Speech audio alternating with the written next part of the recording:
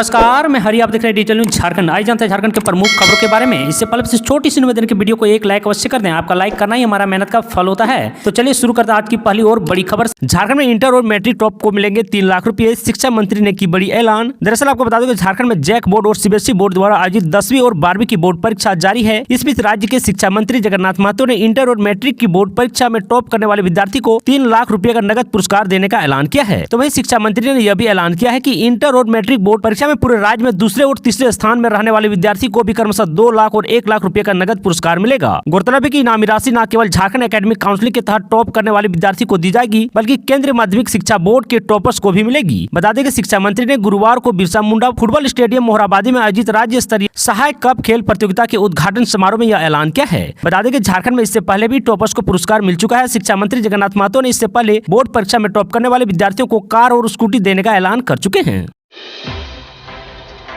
महाशिवरात्रि से पहले पांकी हिंसा में 13 लोगों को अरेस्ट कर लिया गया है। तो वहीं 19 फरवरी तक बंद रहेगी इंटरनेट सेवा। दरअसल आपको बता दो, झारखंड के पलामू जिले के पांकी में महाशिवरात्रि पर तोरण द्वार निर्माण को लेकर हिंसा मामले में पुलिस ने दोनों समुदाय के 13 लोगों को गिरफ्तार किया है। 100 लोगों पर नामजद प्राथमिकी दर्ज की गई है, जबकि 1000 अज्ञात लोगों पर प्राथमिकी दर्ज की गई है। वीडियो और फोटोज के आधार पर पुलिस छापेमारी अभियान जारी है। इंटरनेट सेवा 19 फरवरी तक ठप रहेगी। प्रशासन ने कहा कि स्थिति नियंत्रण में है। बता दो, पलामू जिले के पांकी मुख्यालय में 2 समुदाय के बीच 15 फरवरी को झड़प हो गई थी। विवाद के बाद मारपीट हुई और दोनों तरफ से पत्थरबाजी की गई। सड़क पर काफी मात्रा में पत्थर बिखरा हुआ था। इस घटना में अनुमंडल पुलिस पदाधिकारी आलोक कुमार टूटी सहित 1 दर्जन से अधिक लोग घायल हो गए थे। इसमें आरबीआई के जवान और पुलिस कर्मी भी शामिल हैं।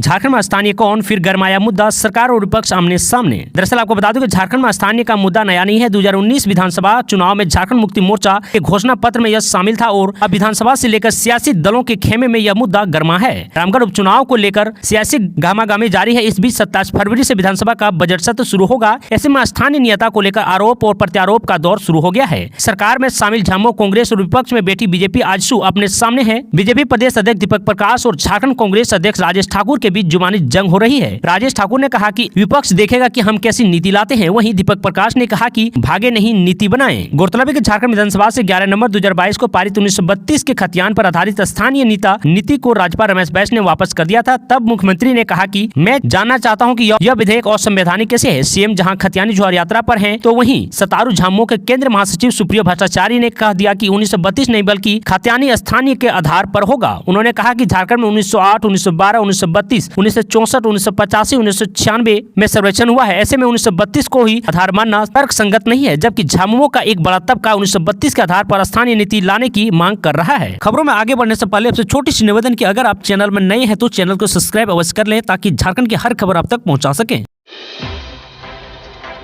झारखंड में महाशिवरात्रि पर बवाल के बीच ओबीसी की भी एंट्री, आरएसएस संघ हेमंत सरकार को घेरा। दरअसल आपको बता दें, झारखंड में महाशिवरात्रि को लेकर हो रही तैयारियों के बीच भड़की हिंसा को लेकर एआईएमआईएम सुप्रीमो असदुद्दीन ओवैसी ने राष्ट्रीय स्वयंसेवक संघ को जिम्मेदार ठहराया है। असदुद्दीन ओवैसी ने कहा कि झारखंड के पलामू में हुई हिंसा के लिए सीधे तौर पर आरएसएस जिम्मेदार है। ओवैसी ने पलामू के पांकी में भड़की हिंसा के लिए राज्य सरकार हेमंत सोरेन को भी जिम्मेदार ठहराया है। ओवैसी ने कहा कि हेमंत सरकार को जैसा एक्शन लेना चाहिए था नहीं लिया। सरकार चाहती तो हिंसा को रोक सकती थी। बता दूं कि असदुद्दीन ओवैसी ने कहा कि पलामू के पांकी में जमा मस्जिद है, वहां कभी भी महाशिवरात्रि का तोरण द्वार नहीं लगा था। घटना से पहले भी स्थानीय पुलिस स्टेशन में दोनों पक्षों के बीच यह समझौता हुआ था कि मस्जिद के सामने तोरण द्वार नहीं बनाया जाएगा। बावजूद इसके घटना वाले दिन कुछ लोग वहां पहुंचे और तोरण द्वार लगा दिया। मस्जिद में मौजूद लोगों ने रोका तो पत्थरबाजी की गई, मकानों में आग लगा दी, 2 पहिए और 4 पहिए वाहनों में आग लगा दी। 6 लोग जख्मी हो गए हैं। एआईएमआई प्रमुख ने कहा कि इस घटना के लिए सीधे तौर पर आरएसएस दोषी है। पलामू हिंसा को साजिश अंजाम दिया गया है। उन्होंने कहा कि हेमंत सरकार भी इस हिंसा के लिए समान रूपी दोषी हैं। समय रहते सरकार और प्रशासन ने एक्शन लिया होता तो वहां का अंजाम ऐसा नहीं होता। रांची में मोहराबादी से डीसी आवास पहुंचकर सहियाओं ने किया शक्ति प्रदर्शन। दरअसल आपको बता दूं कि झारखंड प्रदेश स्वस्थ सहिया संघ के बैनर तले गुरुवार को रांची स्थित मोहराबादी मैदान में बड़ी संख्या में सहिया जुटी। नारेबाजी करते हुए वे उपायुक्त आवास तक गई और रैली के जरिए शक्ति प्रदर्शन किया। बता दूं कि झारखंड में 42,000 सहिया हड़ताल पर हैं। प्रतिनिधिमंडल अधिकारियों से बातचीत की उन्होंने आश्वासन दिया है कि बहुत जल्द सहियाओं के मामले को लेकर राज्यपाल तथा स्वास्थ्य मंत्री से मिलकर बात की जाएगी। दरअसल आपको बता दूं कि सहियाओं में प्रतिनिधिमंडल मौसुना साहू, किरण पासवान, ममता मंडल, आशा कुमारी, रेखा सोनी, साइना खातून मिलने गई। अधिकारी आलोक द्विवेदी से उन्होंने बातचीत की। करीब 3 घंटे की बातचीत के बाद वे आंदोलन स्थल पर पहुंचे। उन्होंने बताया कि 3 महीने का समय दिया गया है। फिक्स सैलरी के लिए बातचीत को लेकर प्रतिनिधिमंडल को दोबारा कुछ दिन बाद बुलाया जाएगा। तो वहीं सरकार ने कोरोना काल में हर महीने 1000 रुपए सैलरी देने का वादा किया था और पैसा कुछ जिलों में जाना बाकी है। 1 हफ्ते के अंदर से सहियाओं का पैसा दिए जाने का आश्वासन दिया गया है। रामगढ़ उपचुनाव तक एग्जिट पोल पर रोक उल्लंघन करने पर होगी 2 साल की सजा। दरअसल आपको बता दो झारखंड रामगढ़ विधानसभा सीट पर 27 फरवरी को उपचुनाव के लिए मतदान है। इस तारीख तक किसी भी प्रकार के एग्जिट पोल पर रोक लगा दी गई है। भारत निर्वाचन आयोग की ओर से इसकी अधिसूचना पहले ही जारी कर दी गई थी। इसमें कहा गया था कि मेघालय, नागालैंड एवं त्रिपुरा विधानसभाओं के साधारण निर्वाचन एवं घोषित उपचुनाव 2023 के लिए किसी प्रकार की एग्जिट पोल पर 16 फरवरी से 27 फरवरी की शाम 7 बजे तक रोक रहेगी। इस दौरान ना तो कोई एग्जिट पोल कर पाएगा, ना ही उसका प्रकाशन कर पाएगा। दरअसल आपको बता दूं कि भारत निर्वाचन आयोग की ओर से जारी अधिसूचना में स्पष्ट है कि मतदान के दिन 16 फरवरी गुरुवार सुबह 7 बजे से 27 फरवरी सोमवार की शाम 7 बजे के बीच अवधि में किसी भी प्रकार के एग्जिट पोल तथा प्रिंट या इलेक्ट्रॉनिक मीडिया द्वारा किसी परिणाम का प्रकाशन या प्रचार अथवा किसी अन्य तरीके से उसका प्रचार या प्रसार करने पर प्रतिबंध होगा।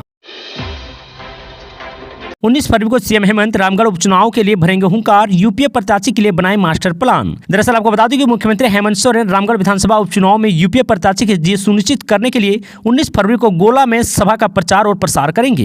यह फैसला मुख्यमंत्री हेमंत सोरेन की अध्यक्षता में बुधवार को कांके रोड रांची स्थित मुख्यमंत्री आवास में रामगढ़ विधानसभा उपचुनाव में गठबंधन के प्रत्याशी की जीत सुनिश्चित करने को लेकर यूपीए की आला नेताओं की अहम बैठक में लिया गया है। कहा गया है कि 19 के बाद भी सीएम कई सभा करेंगे। दरअसल बता दूं कि बैठक में रामगढ़ विधानसभा उपचुनाव में गठबंधन के प्रत्याशी बजरंग महतो की जीत सुनिश्चित करने के लिए एक रणनीति बनाई गई है, जिसमें सीएम से लेकर तमाम नेता प्रचार प्रसार में जुटेंगे। मुख्यमंत्री ने यूपीए के आला नेताओं से रामगढ़ उपचुनाव की सियासी समीकरण के मुद्दे बिंदुवार चर्चा की तथा पूरी ऊर्जा के साथ चुनाव मैदान में उतरने का निर्णय लिया है। बता दूं कि सीएम ने गठबंधन के सभी नेताओं को एकजुटता दिखाते हुए एक बार फिर रामगढ़ विधानसभा उपचुनाव में जीत का परचम लहराने का मंत्र दिया।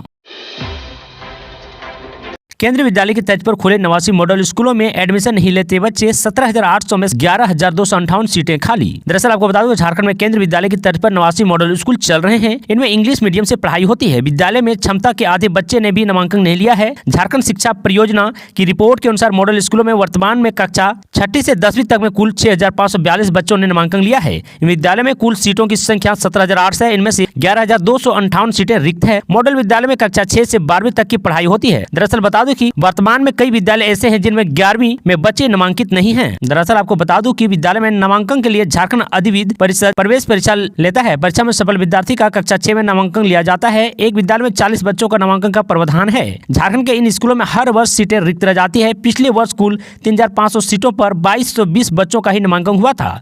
बता दूं विद्यालय में पहले संबंधित प्रखंड के बच्चों को नामांकन का प्रावधान था, लेकिन बाद में शिक्षा विभाग ने नामांकन में प्रखंड की बाध्यता समाप्त कर दी। अब नामांकन के लिए जिला स्तर पर लिस्ट तैयार की जाती है।